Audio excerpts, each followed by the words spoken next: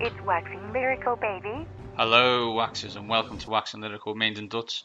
I'm your host, Mains, and my colleague, trying to work out if Harry Maguire and Elijah Maguire are related to Mr. Neil Dutton. How are we, Neil? I'm very, very well. I think we're fairly certain. I think we boxed off that they're probably not. They're probably not just a coincidence that they've got the same surname. On this of all weeks. And this of all weeks as well, Dutton. Exactly. Dutton, it's July, and that means we got to get this party started, because if we just do basic maths, we'll reach the start of the season very soon if we do one of these shows a week. So we are getting started with our divisional previews this week, and we are going to do it in a very similar format to we did it last year. We're going to talk about the changes of the teams in and out, one big question for each team. You're going to give me a fantasy breakout, not a fantasy darling, and a fantasy broke, i.e. someone you don't want. We'll talk about the win total for each team and whether we would define them as champs or chumps. Seem fair? Does. I mean, obviously, when we describe a team as champs, we just mean that they should be in contention for something at the end of the season, because unless the rules have changed, they still are only awarding one Vince Lombardi at the end of the season. That is my understanding. I did check the rules before the start of the show, and I believe that it's still just one per team. One per season, sorry. So that is excellent news. As always, we're following a tried and tested, never eat shredded wheat policy. And we're going alphabetical order, i.e. AFC over NFC. That meaning, by process of elimination, tonight's show is dedicated to the AFC North. Woo. Woo indeed, Dutton. Hopefully you get a little bit more excited as we go through the show. Do you want to bet?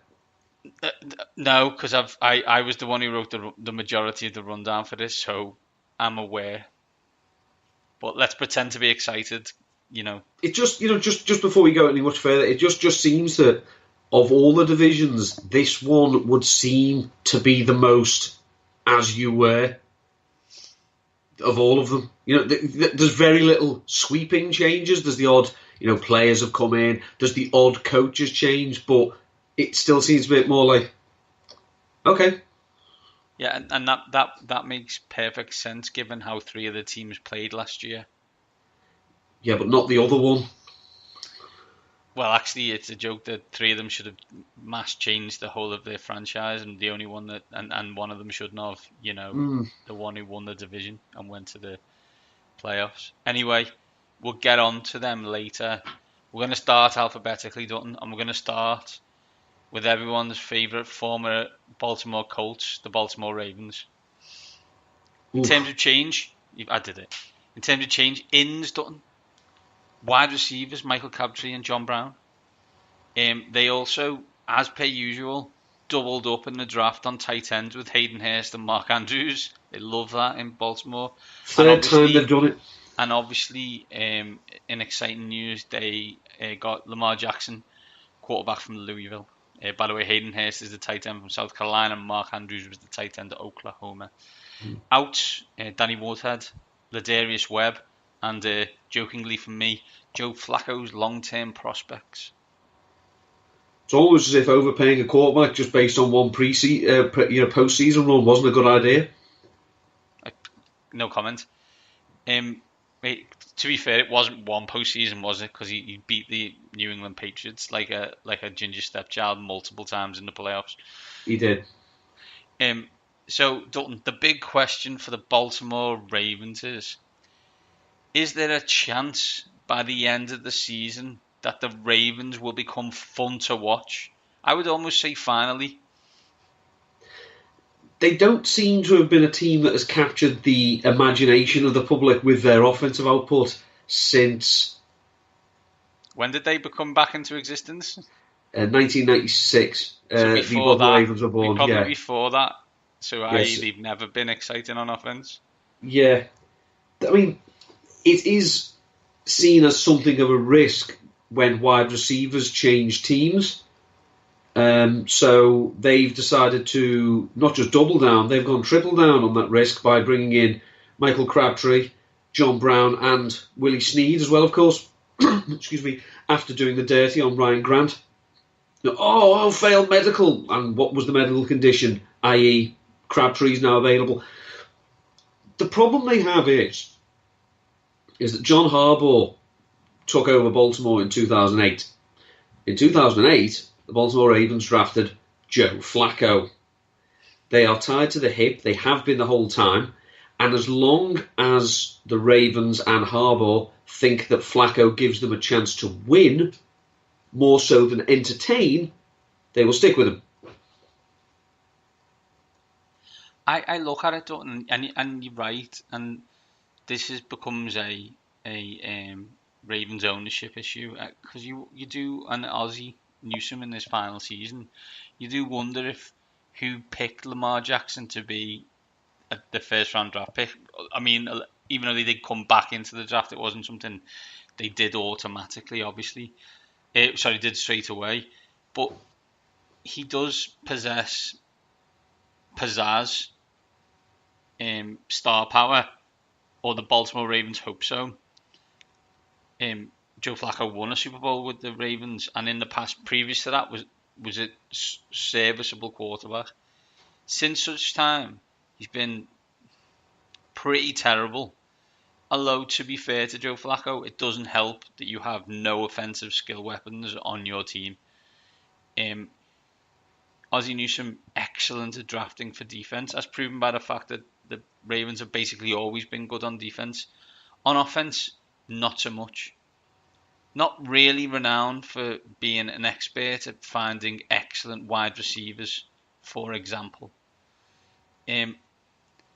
I think they need to move on from Joe Flacco, just for the sake of freshening things up. Now, does that mean that John Harbaugh has to go as well? I don't know.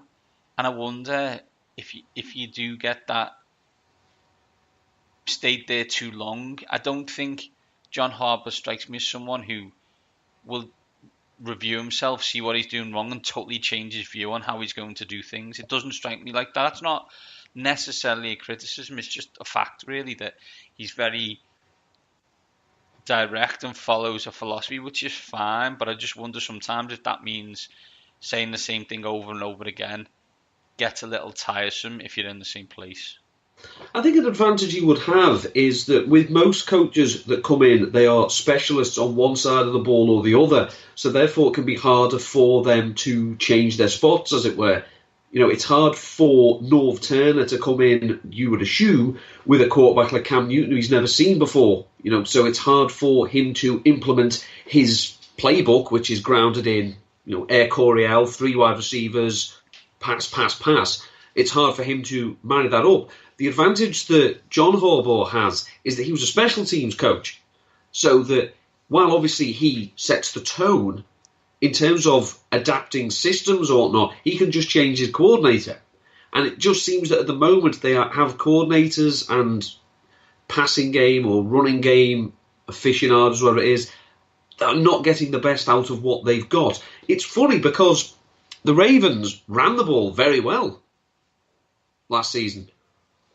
Quite unexpectedly, considering that they didn't really have, going into the season, it wasn't seen as a position that they were going to, an area they were going to be particularly strong at.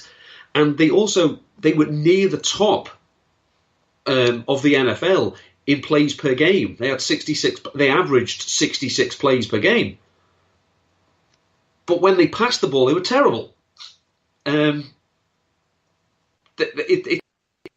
It's hard to ignore the fact.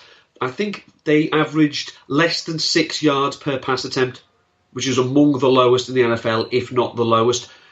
As we say, let's assume they don't anoint Lamar Jackson straight away, which they're not going to, let's be honest. They are missing 59.1% of their targets from last season. Just consider that for a sec. Nearly 60% of the passes they passed last season are to players no longer on this roster. So that opens things up for Michael Crabtree, who's still been a bloody good receiver the last few years for the Raiders. You can argue he has been more efficient and more productive than Amari Cooper. John Brown, we spoke to Matt Harmon about him. Well, I did. You would like to think that he could be the player he once was, but let's be honest, the player he once was a flash in the pan anyway. Yeah. Willie Snead has been quite good, but that was quite good with Drew Brees. This is a different kettle of fish. Like performance, like being a wide receiver with Drew Brees is like taking a performance-enhancing drug, right? Basically, yeah. Basically going cold turkey if he's going down to Joe Flacco. I mean, there's a chance that if they brought in Lamar Jackson, they could then be a bit more creative with how they run the ball, and then the pass game could go off that. But I think the season is going to have to be either in the toilet, Flacco gets injured, or Harbaugh gets desperate for them to turn to Lamar Jackson in season. And that, I think, is the answer to your question of when they will become entertaining. Yeah, exactly right. They're only going to be fun to watch when Lamar Jackson takes the reins. Is that going to happen this year? I'm with you. It needs to go really bad. There needs to be an injury, or there needs to be a call from up high to Mr. Harbaugh to say, if you want your job, you need to do something about this. I mean, they do have precedent, obviously, in their past of a time when they were strong on defence, but not doing anything on offence, when the head coach just decided, I've got to change something. And that was when Brian Billick obviously dropped Tony Banks and brought in Trent Dilfer in 2000. But that was, they brought in someone to not lose them the game. The NFL's changed since then. This would have to be a change. You're bringing him in to help us win. Absolutely done. Let's drift to why a lot of people listen to us, and that's fantasy.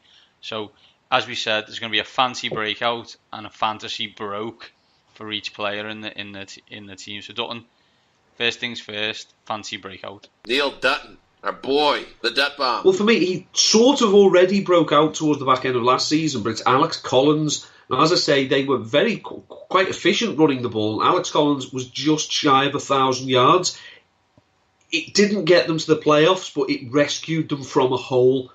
If they decide, even with the changes they've brought in at wide receiver, the two tight ends, if they decide they still want to be a run-first team, they didn't address the running back in the draft. They haven't done it in free agency per se. This looks like it could be Alex Collins' job to lose. They've got him under team control fairly cheaply for this season. So I think, considering what his current ADP is, you're getting a starting running back in the 5th, 6th, 7th rounds. He's going to have the volume, he's going to have the opportunity. We've seen, say, that Baltimore had the most plays per game in the NFL, or certainly were in the leaders. So that's good for a team who, if they want to run the ball, that means generally when they're ahead, they're going to want to use the run to bleed the clock. So he's just going to get even more opportunities. Is he good out the backfield with his hands done? I'm not sure. He's not terrible. There's a good chance he will lose some passing down work. They still have Buck Allen, who's an excellent receiving back. Kenneth Dixon may decide to prove he actually does exist and is worthy of some attention. He's another good player when catching the ball. Collins isn't terrible. I just don't think it's necessarily his strong suit. He wouldn't disgrace him. He's not Jordan Howard, but he's not someone who could probably split off as a receiver as well. Okay. Who's going to be fantasy broke on the Baltimore Ravens? You can only have been broke since they drafted him. It's Brashard Perryman. He was historically bad last season. He had 10 receptions on 27 targets for 77 yards, I believe. Now, you don't need to be Bill Walsh or Bill Belichick to know that that's shite. I mean, Bill Mannering knows that. Do you know what I mean? Yeah. If we just name him Bills, like Meow Fella knows that. They have not brought in all this firepower in the passing game to give Brashard Perryman another chance. I would not be at all stunned if he got cut. Wow, that's big stuff. If we move on, Dutton, we look at win totals. The win total for the Baltimore Ravens is 8.5. They've got, obviously, played a division.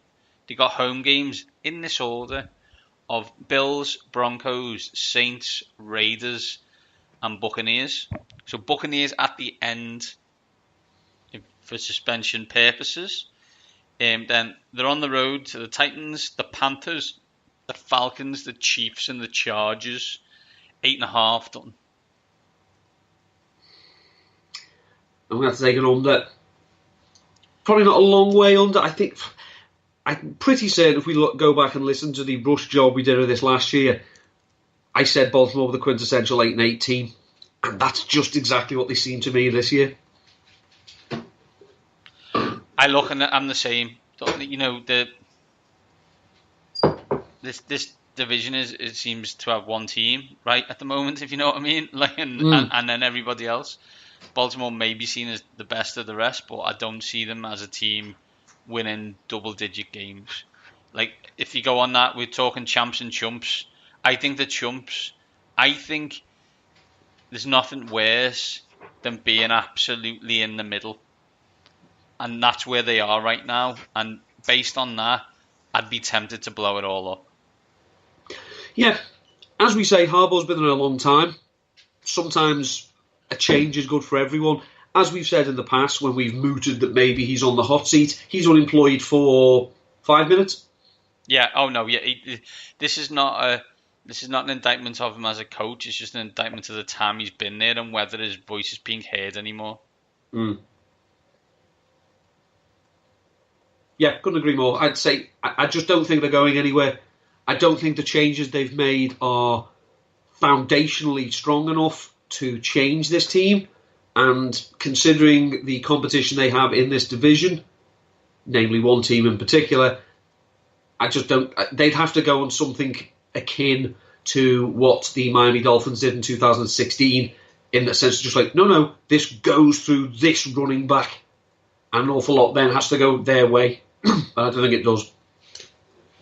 So we both go the under, and we're both going chumps for the Baltimore Ravens.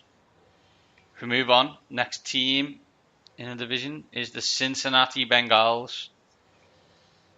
Strange on the ins and outs for the Bengals. Not much movement. Brought in Matt Barkley, and their first round draft pick was Billy Price, who I believe is from Kirkdale and went to Savio. Out that no one. There's about 4 people who get that joke, but there we go. They're the 4 people who are listening. Out are Pac-Man Jones and Eric Winston. So veteran leaders, as it were. Correct. Although I suppose I should call him Adam Jones if we're going to call him a veteran leader. Pac-Man Jones suggests that he's still the young guy who made stuff rain. Yeah. I guess the big question for the Bengals for me was, what do the Bengals want from their franchise? What is their stated goal? What are they looking to achieve? They've made it perfectly clear what they want to achieve. What they did last year. They want to make sure they don't disgrace themselves. They're not interested in winning now. They just didn't want to be an absolute joke. I mean, they started off 0-2, didn't score a touchdown, and fired their offensive coordinator. Bill Lazor came in. They were better, but they still had the fewest plays of any team in the NFL. I'm not talking plays per game. They didn't even crack. They barely cracked 900 offensive plays. That's absolutely astonishing for the pace of the game. They didn't protect Andy Dalton particularly well. They weren't good on the offensive line. Because they had so few plays, even someone like AJ Green, who's been historically obviously very, very efficient and very productive, he had a 28% market share, but a 28% market share when you're passing so few times isn't worth a 25% share somewhere else. We talk about Harbaugh staying too long. Marvin Lewis is 2 years past his best, at least, if he ever had a best. And the stench of mediocrity is all over this team. This is not a unknown issue for the Cincinnati Bengals. For anyone who's listened to our interviews in the past with friend of the show, Chris Westling, there is a multitude of reasons why this is the normal for the Bengals, not necessarily the franchise that looked like it was winning 10 games a season for 4 or 5 years. What do they want to do? Survive and spend as little money as humanly possible without being tremendously terrible. They've almost got the perfect roster for that. They've got a 6-10, 7-9 roster probably. But they're not 0-60. They're not the Browns. They'll win a few games. So and they'll make their money on, money sharing and the deals with Fox and the NFL Network and ESPN, and everybody's happy. And by everyone, I mean the owner. See, I would argue, you could make the case. I'm not going to say I could argue, because you can argue anything. I would rather have the Bengals offense than the Ravens offense. And I don't even think it's close. I mean, obviously, I think the Ravens may actually have functioning tight ends, i.e. ones that aren't held together with puppy dog licks and spit. But I just think I'd rather have Andy Dalton than Joe Flacco. And come at me, bro. I just think what Andy Dalton can do. That's it. Offer me Dalton or Flacco. Who takes Flacco? Now, I'm not saying in the past. My question. It's like you seem to have said that like it's this scorching hot take that you've got off the service of the Sun. Like, I'd be interested. Like, and please contact us at waxing_lyrical, at N.13, at Mangy7, because I'm tremendously interested if there are people out there who would rather have Joe Flacco than Andy Dalton. Because, please tell me all about that Super Bowl run, because that's what I want to hear when I'm playing 16 games. I'm interested in the 3 games he had. Because obviously, you want to hear about that Super Bowl run, because 3 weeks after it was all over, Washington drafted Robert Griffin III, and you were excited. Exactly right. So that's you want to relive that? Thanks for that, you dick. The weird thing about the Bengals offense, I found, and again it comes back to running the ball. We assumed they couldn't run the ball last year because Jeremy Hill came in and was crap. Joe Mixon didn't look like the hyped player that we all expected him to be. Gio Bernard was meh. The Bengals had the 7th lowest percentage of runs stopped for 0 or negative yards in the NFL. But they didn't run the ball enough. They literally just... it was classic Bill Lazor, going back to what he was doing with the Dolphins. Oh, must pass. Oh, I'll pass again. Look, have some variety, dickhead. If it's working, and it does seem to be working to an extent, you've got these running backs, rotate, shuffle them in, shuffle them out. But they didn't do it. They just kept passing, kept the drives kept ending, and they couldn't get the ball back. Dutton, while we're talking confidence and that in the Bengals, is there a fantasy breakout on the Cincinnati Bengals? It's running back, but it's not Joe Mixon. I think... Now, Joe Mixon was an excellent prospect coming out. You can debate whether he's a piece of human garbage as much as you want. I'm not interested in that. But Gio Bernard, actually, in terms of, again, fantasy-wise, excuse me, where Gio Bernard is going in drafts compared to where Joe Mixon is going, Bernard offers a much more better prospect for me. And Bernard is, I think, he's a better pass catcher. Gio Bernard compares very, very closely to Duke Johnson. And as we know, I'm a big fan of Duke Johnson. And, just bear in mind last season, and this is what Joe Mixon, as the presumed starter, is going to face. He's going to see the base defensive fronts an awful lot. He averaged 3.1 yards per carry against base defenses last year. Statistics courtesy of playerprofiler.com. Gio Bernard averaged 4.1. Gio Bernard was, a bit more elusive. As I say, he's a better weapon in the receiving game. From a fantasy point of view, I'm not saying he's going to come in and take over the job. I just mean that for what you're going to get from Joe Mixon at his ADP, I would rather gamble on what you're going to get from Gio Bernard at his, which is literally, I've been doing some mock drafts and I've been able to get Gio Bernard in the last round. That's ridiculous. That's someone who you want to get in the last round, and who you're looking to avoid. Who is fantasy broke on the Cincinnati Bengals? Well, broke just about sums him up. Tyler Eifert. Missed all but 2 games last season. Didn't look particularly healthy when he played. Has shown when he's healthy he can be one of the premier red zone weapons in the NFL.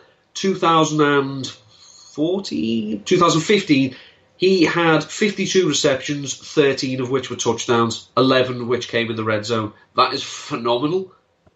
Obviously, he's never been able to stay healthy. He's missed as many games as he's played, and now they don't think he's going to be ready for training camp.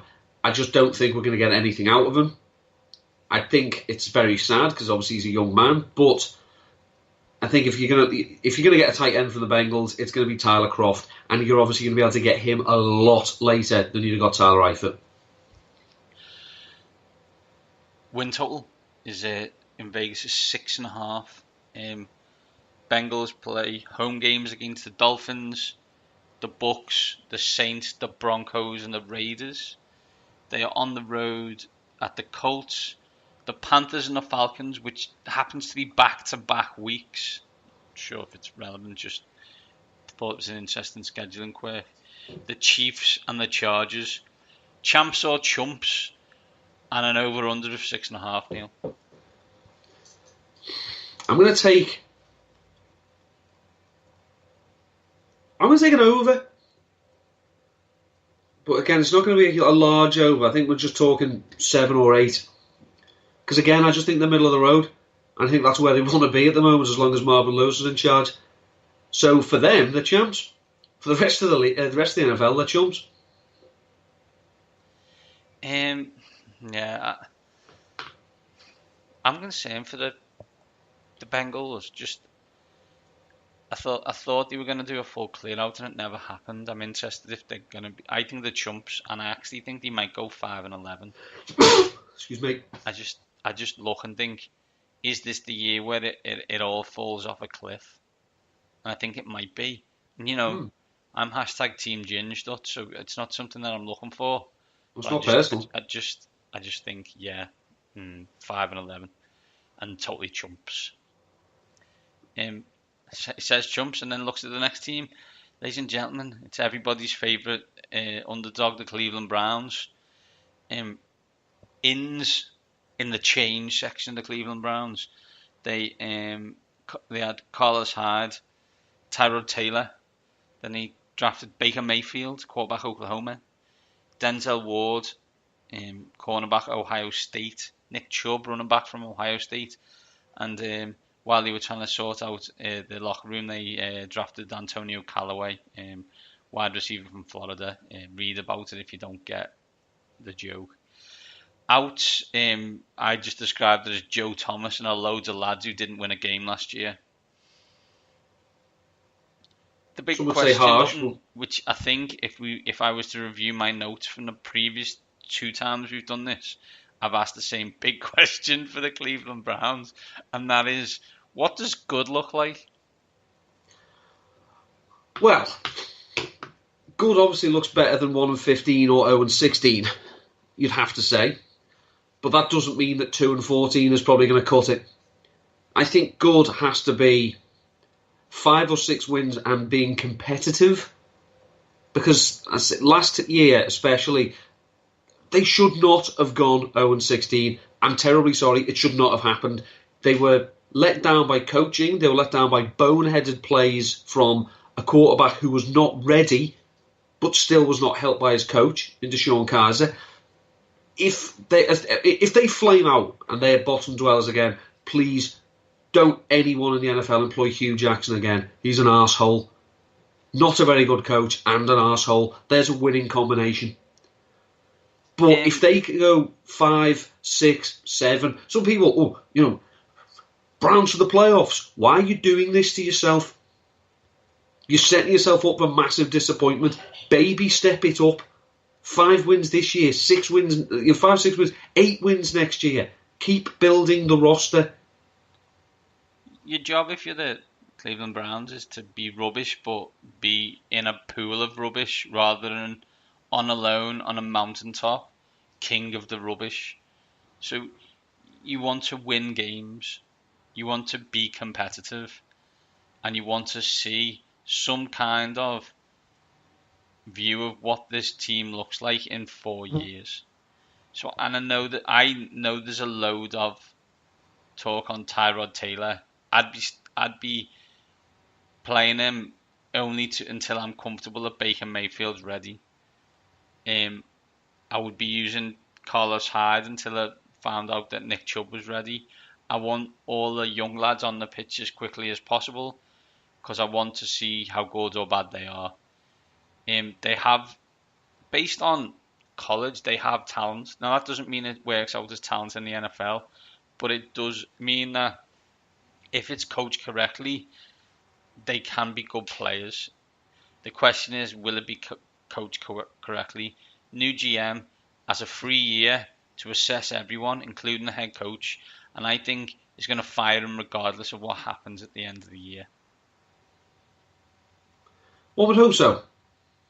The one thing that I would worry about is this GM going to allow essentially the season to be an audition for Todd Haley and Greg Williams, two people who've proved themselves to be okay when the talent's around them, but not particularly nice people. And I don't think that would benefit a young roster, especially with some people with slight character concerns. I don't think a coach like Todd Haley is the best person to be handling someone like Josh Gordon or Antonio Callaway. You do look and think. Look at the teams who've gone from like worst to first, and they brought in young, vibrant head coaches and offensive coordinators who think outside the box and do new things. And the Cleveland Browns have Hugh Jackson, Todd Haley, and Greg Williams. Not great, Bob. Greg Williams was a really good defensive coordinator in 2001 when Washington had the number 2 defense in the league. He was really good then. Just so everyone knows, like that was the same time that Michael Owen was a young upstart scoring goals in an FA Cup final. And also, as well, he woefully misused their defence last year by essentially, as Evan Silver, Matt Kelly, and a lot of other people have said, they basically played 10 men on defence because they had their free safety so far deep, he was essentially having to pay to get into the ground. And just little things like that. Apparently they didn't game plan. Just said, we'll just go and wing it. How have you still got a job? You can have all the talent in the world. Coaching can only help players so much, but it can hinder them so much more. Dutton, let's talk fantasy, and let's give me a fantasy breakout. Neil Dutton, our boy, the Dut Bomb. Well, in the hope that Todd Haley goes against his own past, and certainly against the ridiculous usage they had last year, I've got David Njoku. The man is an athletic freak. He comes from tight end U, namely the U. If Miami University do one thing well, it's churn out these tight ends. He's an absolute monster. He could be one of the best young tight ends in the game, certainly from an athletic standpoint. It's a question of his production. Now, there's not an awful lot of room for him to have as dominant a role as a Gronk, as an Ertz, as a Kelsey. As I say, they've got Josh Gordon, they've got Jarvis Landry, got Duke Johnson. But I think if they could realise that this guy is seriously talented and they need to use him properly and use him often. Who's fantasy broke, Neil? You mentioned Carlos Hyde as, use him until you realise Nick Chubb is ready. Josh Norris, another friend of the show, says that NFL teams are honest twice in the season, once when they spend their money and once when they draft. They spent their money on Carlos Hyde, but then still drafted Nick Chubb. They did not draft Nick Chubb to not play him. Carlos Hyde is going to, even if he does win the job outright, is going to be on a ridiculously short leash and is going to have to make the most of every single opportunity he gets. And I don't think he's that consistent to do it. So I see him being ushered aside, and we'll get a heavy dose of Chubb with Duke Johnson in the passing game. I didn't laugh when you said heavy dose of Chubb. I did. Win total for the Cleveland Browns is 5.5. Champs or chumps, Neil? Home record is against Jets, Chargers, Chiefs, Falcons and Panthers. On the road against Saints, Raiders, Bucks, Texans and Broncos. 5.5. Champs or chumps? I'm going to take the over. Again, it's not going to be a huge over because I don't think these are going to the Super Bowl. But I just think they are talented enough on offense, if they are coached properly, to get to 6 wins. They've got enough talent on defense that maybe they can stop some people and get them to 6 wins. I'm concerned by coaching. I really am. I see this as a year of scouts, GMs, and talent, and see what happens. 5 wins. I still think they're the worst team in the division. It's I still see them as a top 4 picking top 4 next year's draft. I don't really see that changing really based on this. Although that doesn't mean that there's not cause for optimism. That's not what I'm saying, but there needs to be a change in the management structure in the Cleveland Browns before I'll think that this is going anywhere. When do we see Baker Mayfield? Let's quickly get the schedule up, shall we? So I think it depends on how bad it starts and how quickly Hugh Jackson thinks he's not going to have his job. When's their bye? Well, yeah, exactly right. That's what I'm trying to find out. Well, my computer's now hit the skids on slowly. Excellent. Which is clever, isn't it? Everyone talk amongst themselves. So Dutton, they play a home to the Steelers, at the Saints, home to the Jets, at the Raiders, home to Ravens and Chargers. I have a horrible feeling they will have only won one of those games. Then they've got at Buccaneers, at Steelers. Bye week's not till week 11. That's horrible. So I was thinking to do it in week 7 when it's at the Buccaneers. It's a road game, but then his next game will be at the Steelers, and I'm not 100% sure you want that. He then goes at the Steelers, at home to the Chiefs, at home to the Falcons. November 25th, they're at the Bengals, week 12. If they wait until week 12, then obviously the season's gone. They're not putting Baker Mayfield in there to energise. They're there to try and win some games down the stretch and hope that Hugh Jackson can do enough to win another year. I think probably the best way out, people hoping to see Baker Mayfield at a time when it'll be relevant, is if Tyrod Taylor gets injured. Yeah, absolutely. Let's be honest. This division's been pretty negative, so let's try and at least end on a positive with the best team in the division, the Pittsburgh Steelers. In terms of ins, from the change. Ins are Morgan Burnett, Terrell Edmonds, who's a safety, and James Washington, who's a wide receiver from Oklahoma State, I think. Outs are Mike Mitchell, one of our favourite headhunters, William Gay, and Martavis Bryant. One of our favourite head cases. Head cases, indeed. A big question for the Pittsburgh Steelers, I guess, is the same question again as I think we had last year. Is it Super Bowl or bust for the Pittsburgh Steelers? Well, it should be. It's, as you say, they are the best team in this division. I think the last 2 years it's been somewhat questionable. I had a funny feeling 2 years ago about their offense, which was stifled somewhat. Last year they were sensational. Antonio Brown was Antonio Brown, as per usual. Le'Veon Bell was Le'Veon Bell. They had a sensational rookie season from Juju Smith-Schuster. The problem is on defense. Obviously, they lost the heartbeat of the team, Ryan Shazier. He will not play in 2018. That's already been determined. They still have that capacity to play the game that will come back and haunt them in the standings at the end of the season. Last year it was Jacksonville, somewhat vindicated by the fact that Jacksonville then went into Hines in the playoffs and gave them a good shoe, and then again. But it's still a game that at that stage of the season the Steelers needed to have, because, as we know, there is another team in the AFC who generally do not make that mistake and do not drop that fixture, and that's why they get home field throughout. Yeah, I just look and think, I don't know. They're a strange team, the Pittsburgh Steelers, because I think we say this all the time. They regularly beat teams they regularly get beat by teams we don't expect them to get beat by in situations where we don't think they should get beat. I do question sometimes the coach and the quarterback in terms of overall Brain? focus. I think it's focus. And no, because they're intelligent people, don't they? They must be intelligent people. I sometimes wonder if it's focus or arrogance or hubris. I don't know. This team is one of the most talented teams in the league. You've got Le'Veon Bell, you've got Antonio Brown, Juju Smith-Schuster. They've replaced Martavis Bryant with James Washington. They've got some excellent young defensive players.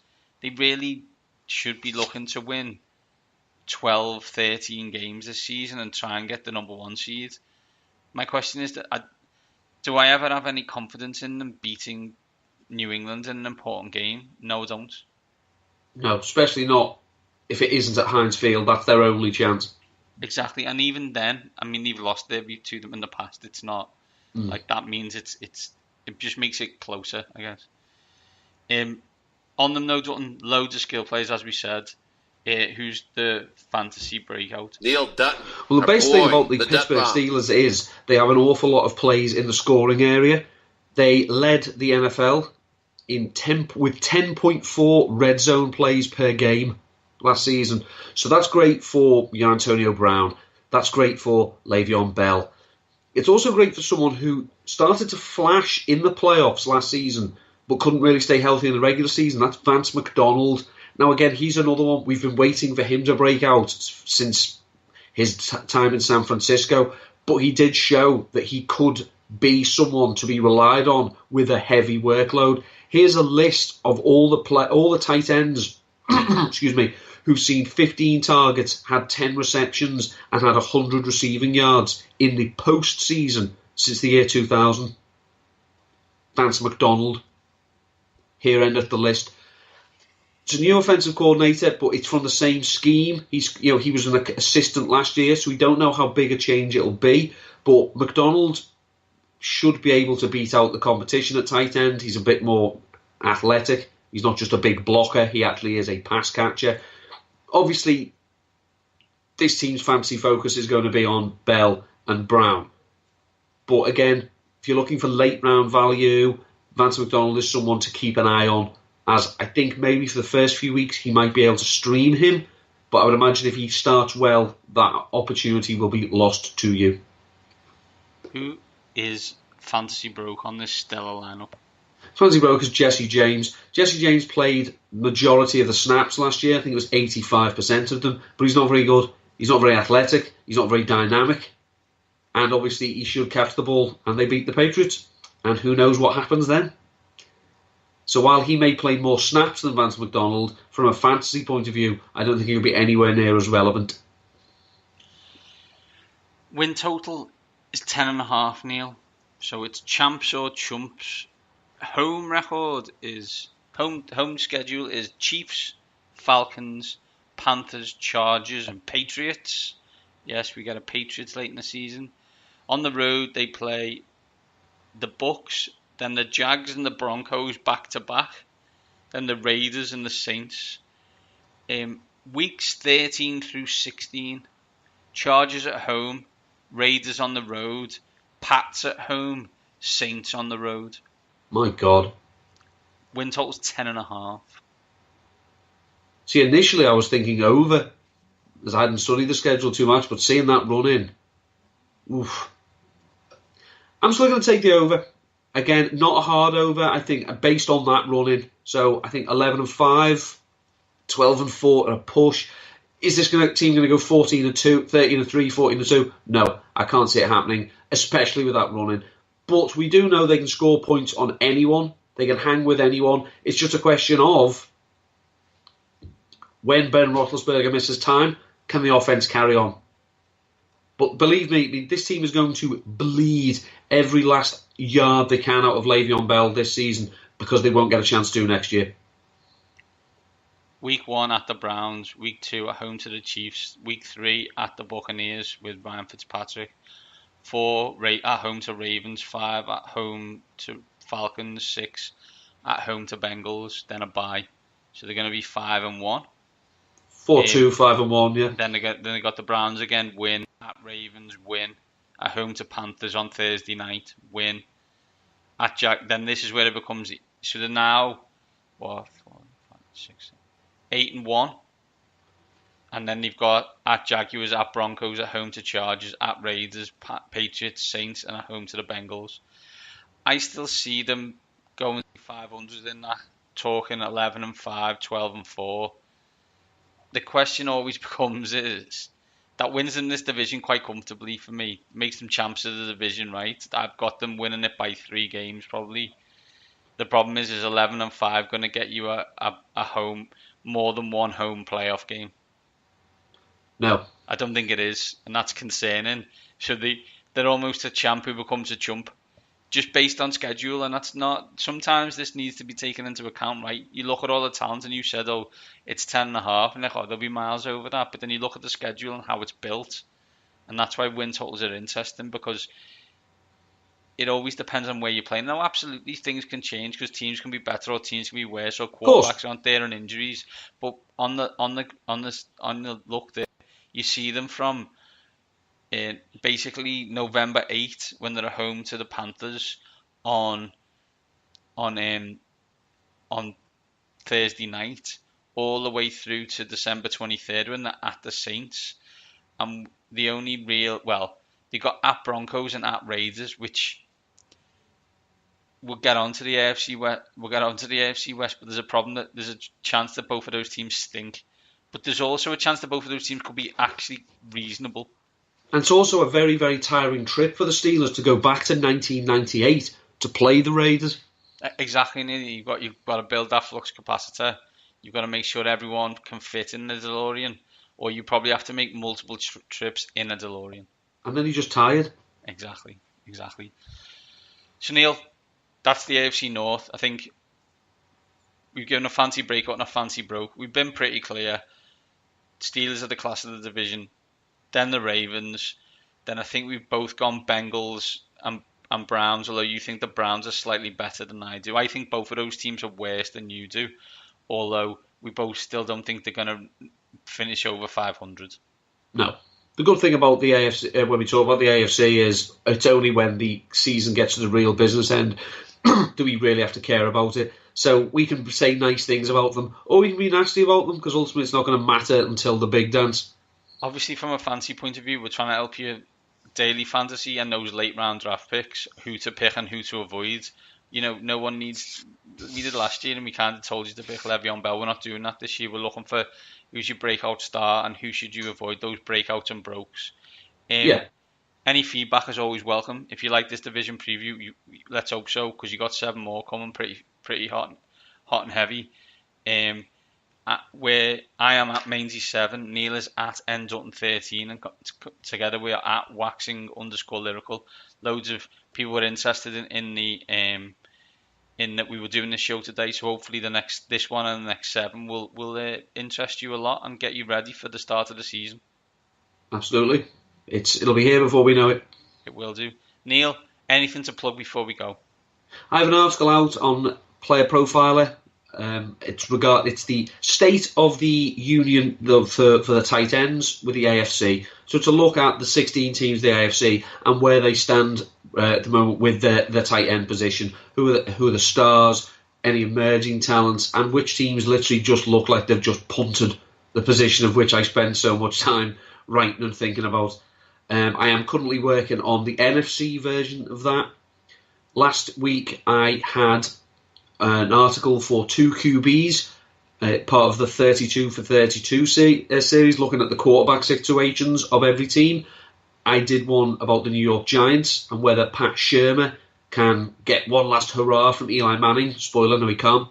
But obviously read to see about that. And I will and there was me, Neil, and you spoiled it now, because I thought you were going to possibly say that he could save him. Terribly sorry. I'll have another one of those out soon regarding the Chiefs, and I will have an article for Rotoviz out about a few players in best ball who've become very popular in the last couple of weeks. Not earth changes. I'm not here to tell you that Antonio Brown is quite a good player, but these are players who in late rounds people might look at and think, ooh, very interesting. Fantastic, Neil. Fantastic. Busy as always, and that's why we're glad to have you on the show. Taking time out of your busy writing schedule. Well, I have actually been doing it while we've been talking, so I've not listened to a word you've said. on that fantastic note, these top guys are well and truly out.